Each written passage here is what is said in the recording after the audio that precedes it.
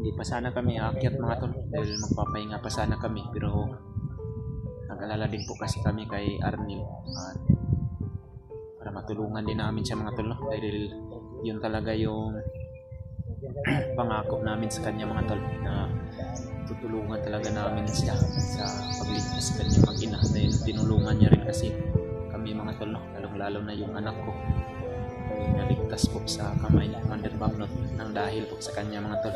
Okay ra ka Brad? Baka manibago ka sa area ba? Ang problema lang namin mga tol, si Arnel umakyat, walang baon na dala. So yun mga tol, sa magandang araw sa inyong lahat dyan, o magandang hapon o magandang gabi o anumang oras nyo mapanood ang video na ito mga tol. Ngayon po mga tol, paakyat na po kami ng bundok mga tol, no? Dadaan po kami kay Lolo Ambo para alam din po namin kung ano yung mga impormasyon nais naming itanong sa kanya, at para paghanda din kami mga tol kung ano man yung mga babala na sasabihin sa amin ni Lolo Ambo. Yan. Sa ngayon po mga tol, kasama po kami ni Kuya Buds, ni Brad Edward at ni Brad Dave. Kami pong apat ngayon ang aakyat ng bundok mga tol, at dadaan po kami kay Lolo Ambo para magpabasbas na din sa mga dala naming baril, mga orasyon namin, para nalakas muli yung aming mga agimat mga tol, no? Yan. Ngayon po mga tol ay kailangan talaga na aakyat kami sapagkat si Arnel ay hindi na talaga nakapagtiis. Hindi na namin siya naabutan doon sa boarding house na tinitirahan nila ni Dante. Sa sobra din sigurong pag-alala sa kanya mag-ina, kaya umakyat na siya ng bundok, hindi na siya nakapag-antay sa amin. Hindi pa sana kami aakyat mga tol dahil magpapahinga pa sana kami, pero nag-alala din po kasi kami kay Arnel at para matulungan din namin siya mga tol, no? Dahil yun talaga yung pangako namin sa kanya mga tol, na tutulungan talaga namin siya sa pagligtas sa kanya mag-ina, dahil tinulungan niya rin kasi kami mga tol, no? Lalong-lalo na yung anak ko naligtas po sa kamay ni Commander Bagnot nang dahil po sa kanya mga tol. Kaya malaki po talaga yung tanaw na utang na loob ko kay Arnel mga tol, no? Kaya ngayon po ay gustuhin man namin na magpahinga muna, pero hindi na pwede mga tol sapagkat si Arnel ay kailangan namin sundan yun, baka mapaano yun mga tol. Ito pala yung mga dala naming alay mga tol kay Lolo Ambo. Andun din yung iba kay Brad Dib, yung iba nasa bag namin din yung mga iba. Yan po si Brad Edward mga tol, si Kuya Buds at si Brad Dib. Yan, medyo malayo pa yung lalakbay namin mga tol sapagkat medyo nasa paana pa kami ngayon ng bundok, pero pa namin alam kung safety ba yung daanan namin sapagkat iba na naman tong area na dinaanan namin mga tol sa pagpunta kay Lolo Ambo, kaya hindi din po kami masundan ng mga kalaman. Sakali magabihan tayo, lang tayo ng gusto.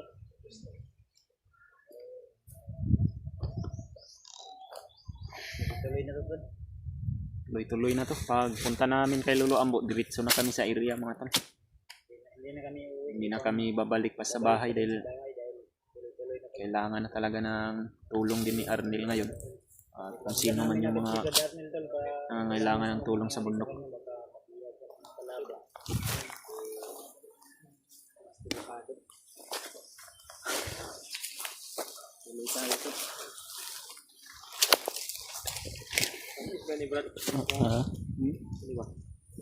Ay yung kon.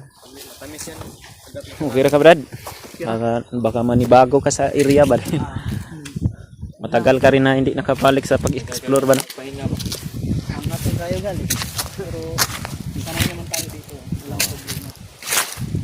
Madaling i-handle na lang ito pag Dahil sanay ka naman sa bundok. Pagkarami ng dala mong damit siguro, okay, malaki yung bag mo. Hindi kasi natin alam kung kailan tayo makakauwi. Mabuti na yung handa tayo. Dahil hindi natin alam kung anong mangyayari. Ang sa amin lang mga tol, tulungan nyo kami pagdasal na layo kami sa kapahamakan mga tol. Sana makita namin agad din si Arnil at yung pamilya niya mga tol.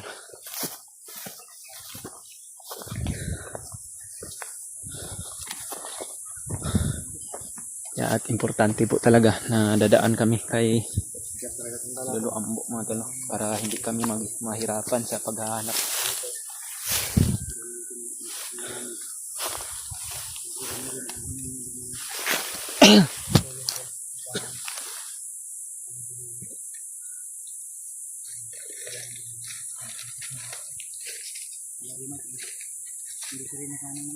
Balitaan ko ba rin na si Labradrimat daw na ambush daw. Si Julio daw at si Julius yung magkasama ngayon. Si Julio at si Julius, tapos si Remart daw nahiwalay. Iwan ko lang kung kasama niya ba yung bandido na tumulong sa kanila ba. Yung kinsa, sino yung pangalan niyan? Si Storio? Torio? Oh. Tutulong daw sana yun sa kanila. Iwan ko lang kung saan na yun. Sana makita rin natin dito yung mga iba natin kasamaan mga tal. Dahil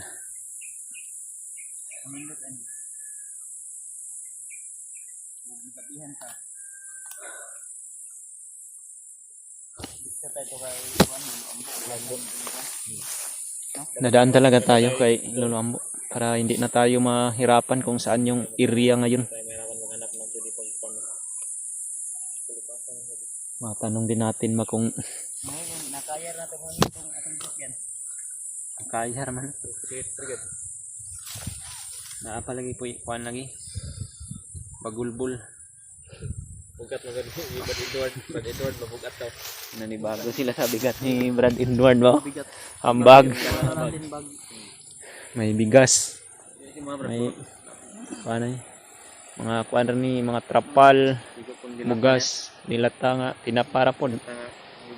Ginamos. Kay Kuya Mads marang 20 kilos puro o 15. marang may tanduay pa siguro yan. Baog ba panty dai? Kamu na inyo. Hindi lang ko magsabak kasi kamangon ni Edward ba. Ay kamangan ni. Kamangon dai. Iwasan.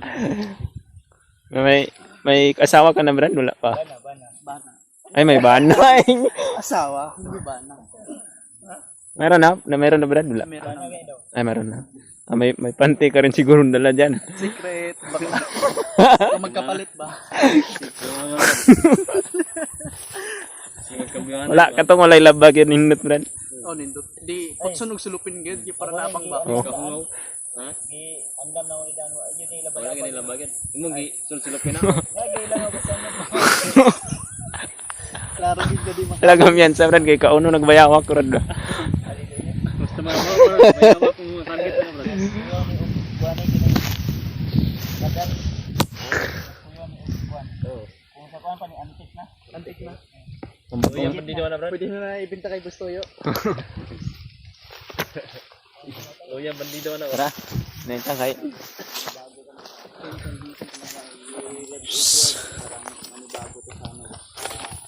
Bago to sa bundok.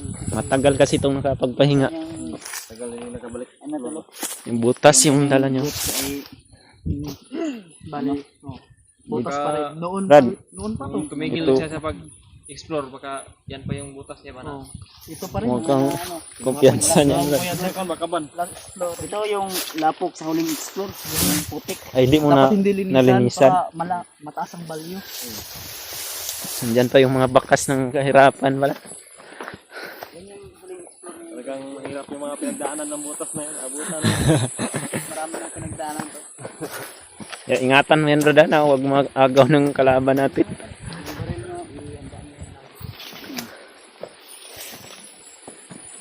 Uy, Di bali na hindi tayo makapotok. Ang importante na hindi maiwan to.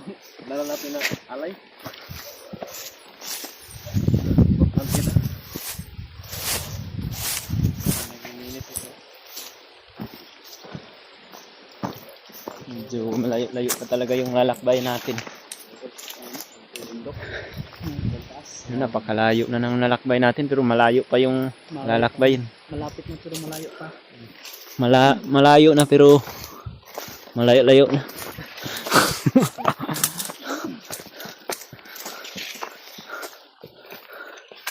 Malayo na pero malayo ko yung katutungan.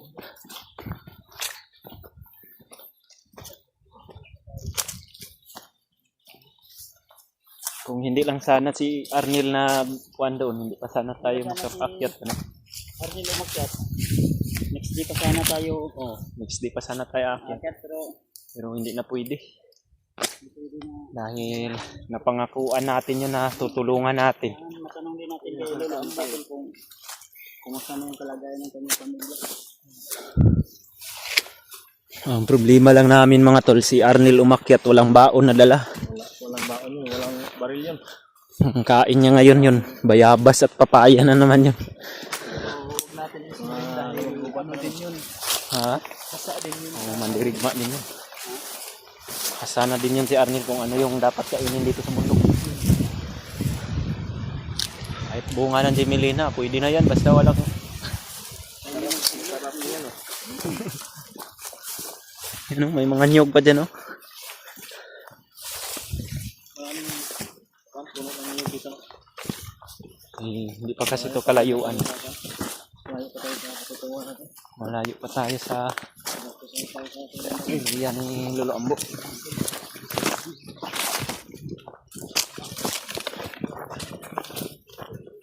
Medyo mabigat-bigat din itong itlog na dala kong brand ba? 2 tray yan. Dalawa to. May lang Akin, di medyo mabigat pero naman ito mga pinapayat ko.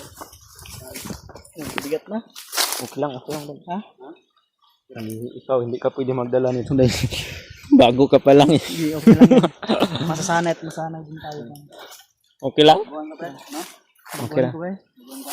Oh, ipaningot na ka.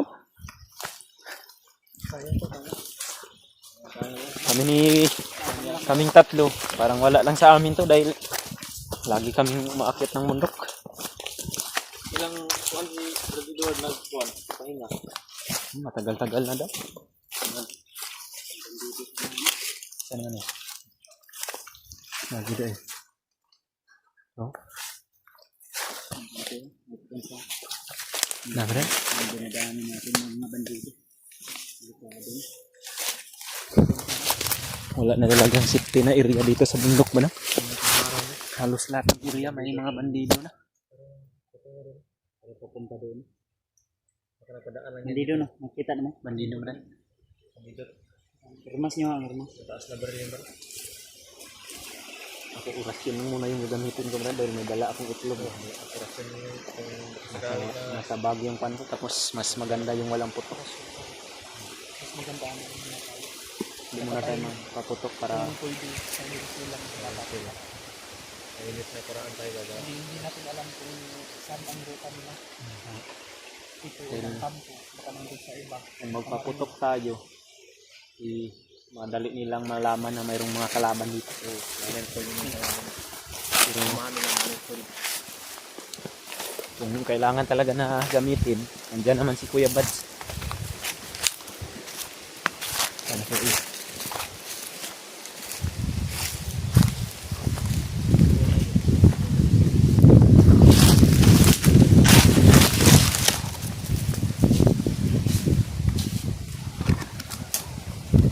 So, 900. May mga bandido mga tol na nakita namin. Pero hindi nila kami napansin. Kaso naman. Kayo ng ibang daan? Hindi tayo? Dili ta pwede da. Hindi tayo? Dili ta. Ringan ba? Okay, dalan mo gud ni oh. Mo gid ni gore po ilang dalan diri. Yung dinadaanan nila kung kailangan namin Lumis tayo. ng ibang daan. Lilipat tayo ng ibang daanan.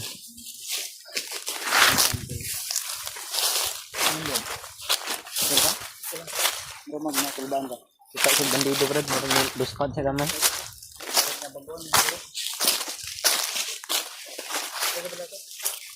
Pero magkakasili aman tayo na. Ha? May bago ka na? May bago si Fred.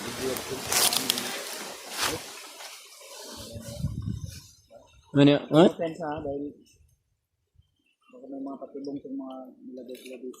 Nandito na naman yung suki ko. Putakti.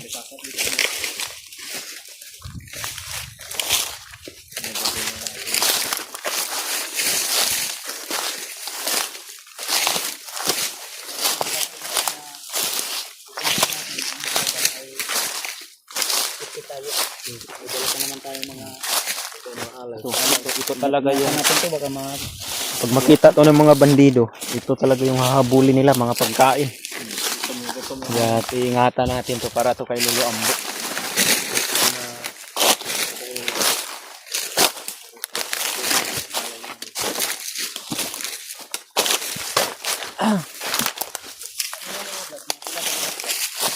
Ha?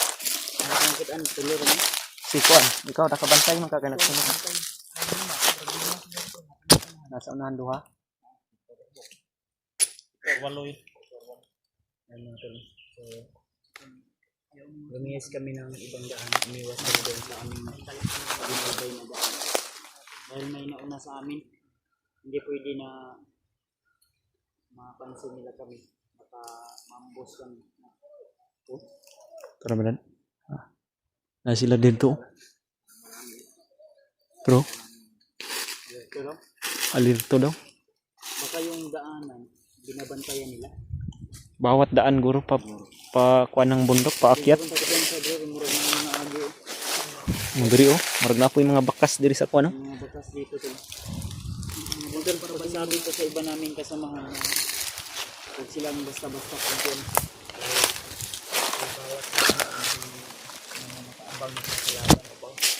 Hindi natin alam kung saan yung safety na lugar sa bundok ngayon mga tol. Pagbang at bawat lakbay natin, baka may mga patibong na nilagay sila. Bang lalo na. Mas lalong sumiklab yung gira ngayon. Ito na rin sa ibang bansa. Mas lalong lumala ito ngayon. Yung mga bilihin ay mas lalong tumaas. Kaya kailangan natin tayo lagi. Tara. Samantala ta.